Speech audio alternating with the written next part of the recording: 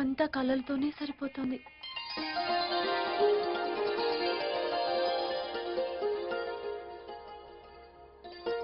మళ్ళీ జన్మంటూ ఉంటే నీకు తల్లిగా కాదురా, చెల్లిగా పుట్టాలనుంది. ఆ ఛాన్స్ నీకు ఇవ్వమమ్మా. మా చెల్లెల్ని మీ ఇంటి కోడలు చేసుకుంటానని మీ అంతటి మీరే వచ్చి అడగటం నాకు చాలా ఆనందంగా ఉంది. ఏం చేస్తామండి, నా కొడుకేమో మీ చెల్లెల్నే చేసుకుంటానని పట్టుబట్టాడు. మీలాంటి వాళ్ళతో సంబంధం కలుపుకోవడం నాకు ఆనందంగానే ఉంది. సరే, అసెంబ్లీలో లాగా ఇక్కడ సాగదీయను, డైరెక్ట్గా పాయింట్కి వస్తా. నాకు కుక్కడపల్లిలో 10 ఎకరాల స్థలం ఉంది. అందులో ఓ మంచి హాస్పిటల్ కట్టివ్వండి. వీళ్ళిద్దరూ డాక్టర్లు అయ్యాక ప్రాక్టీస్ పెడతారు. ఇక పెళ్ళంటారా, ఆ చెల్లికి చేశారు చూశాం. ఈ చెల్లికి అంతకన్నా బాగా చేస్తారు. మీరు ఇవ్వదలుచుకుంటే మియాపూర్లో ఉన్న మీ ఫ్యాక్టరీ అమ్మాయి పేరు రాయండి. అమ్మాయికంటూ పర్మనెంట్గా ఓ ప్రాపర్టీ ఉంటుంది. ఏంటి ఏం మాట్లాడరు? నేను అడిగిన దాంట్లో తప్పేమైనా ఉందా? మీరు అడగడంలో తప్పలేదు. ఇచ్చే స్తోమత నాకు లేదు. నేను కట్నంగా 2 లక్షలు మాత్రమే ఇవ్వగలను. నా పెద్ద చెల్లికి చేసినంత ఘనంగా ఈ పెళ్లి చేయలేను. ఈ చెల్లి పెళ్లి గుళ్ళో జరిపిస్తాను.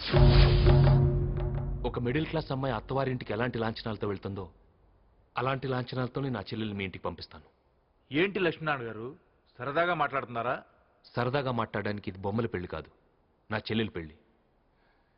నా చెల్లెలి పెళ్లికి నాకున్న బడ్జెట్ అంతే. నా కొడుకు మీకు నచ్చలేదని చెప్పండి, ఒప్పుకుంటాను. మా సంబంధం మీకు తగినది కాదని చెప్పండి, ఊరుకుంటాను.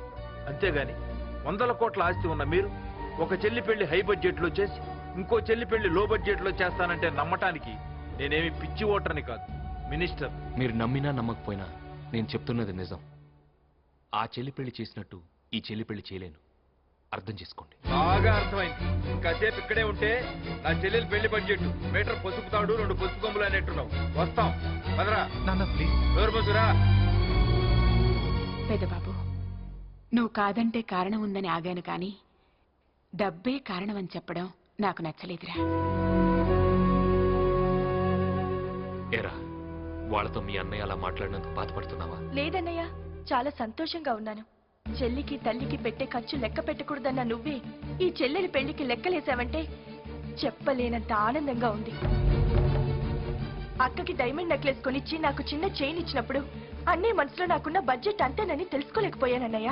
తోటి వర్కర్స్ కూడా సమానంగా చూసే నువ్వు ఇంట్లో ఉన్న చెల్లెలని ఎందుకనే సమానంగా చూడవు? అమ్మా, నీ కొడుకు ఏది చెప్పినా న్యాయంగా ఉంటుందంటవే, ఇది న్యాయమేనా? అక్కకున్న సొంతం నాకు లేదా? నేను నీ కూతుర్ని కానా? కాదమ్మా, నువ్వు ఇంటి ఆడపడుచువి కావు. నువ్వే కాదు, నేను ఇంటి కొడుకుని కాను.